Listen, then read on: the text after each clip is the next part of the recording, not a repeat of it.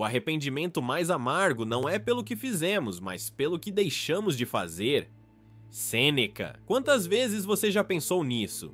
Eu devia ter tentado. Aquele emprego que parecia arriscado, aquela paixão que você não confessou, aquela viagem que adiou até esquecer. Agora, aos 30, o que dói não são os erros que cometeu, mas as chances que nem chegou a ter. Por quê? Porque o medo disfarçado de prudência te convenceu que um dia seria o momento certo. Só que esse dia nunca veio. A psicologia tem um nome pra isso: paralisia por análise. Quando você fica tão obcecado em calcular riscos que esquece de viver. E o pior, pesquisas mostram que 85% dos arrependimentos na vida são por coisas que as pessoas não fizeram. Não por falhar, mas por nem tentar. Olhe para os grandes inventores. Thomas Edison falhou 10.000 vezes antes de criar a lâmpada. Mas e se ele tivesse parado na tentativa 9.999? A história não lembraria dele. O problema é que nossa mente trata o fracasso como algo permanente, quando na verdade é só um degrau. Você não cai, você aprende a subir.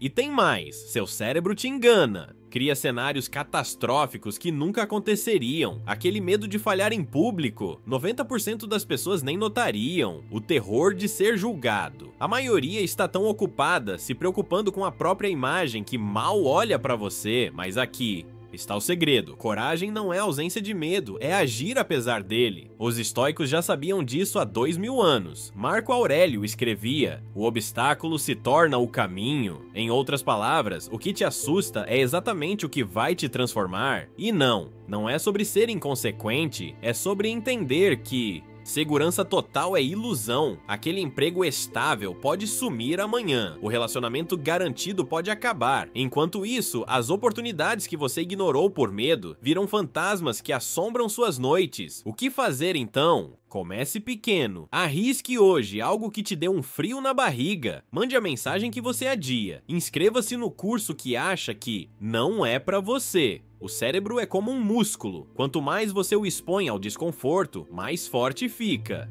Lembre-se, daqui a 5 anos você vai olhar pra trás e rir dos medos que te paralisaram hoje. A única pergunta que importa é: você vai rir porque superou ou porque deixou passar?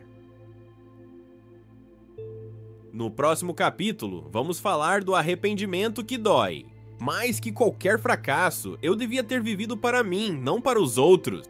Como diz o Carl Jung, a solidão mais profunda é estar cercado de pessoas e ainda assim se sentir invisível para si mesmo. Quantas vezes você disse sim quando queria gritar não? Concordou com opiniões que não eram suas, seguiu carreiras que não escolheu, moldou-se às expectativas alheias como massa de modelar, e agora, ao olhar no espelho, vê um estranho, não por quem você é, mas por quem nunca ousou ser. A psicanálise explica, isso se chama falso self. Uma versão de você criada para agradar pais, parceiros, sociedade. Funciona como armadura, protege da rejeição, mas sufoca a alma. O pior, quanto mais tempo você usa essa máscara, mais difícil lembrar como era seu rosto de verdade. História conhecida, o médico que odiava medicina, o advogado que temia tribunais, o filho que herdou o negócio da família, mas sonhava com arte, casos clássicos de morte em vida. Porque não há angústia maior que saber que está desperdiçando seus dons, não por falta de talento, mas por excesso de obediência. Aqui entra um paradoxo cruel. Você acreditava que seguir o esperado traria segurança, só que o preço foi sua essência, e não existe aposentadoria para o vazio existencial. Aos 50, 60 anos, a conta chega, em forma de crises, divórcios, depressões. O corpo cobra o que a mente ignorou, mas atenção, isso não é sobre culpar os pais ou a sociedade, é sobre assumir que em algum momento a responsabilidade virou sua. Como dizia Viktor Frankl, entre o estímulo e a resposta, há um espaço. Nesse espaço está nosso poder de escolha.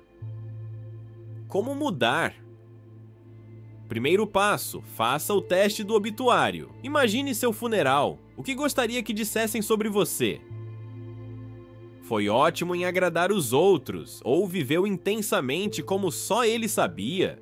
A morte é a melhor conselheira da vida.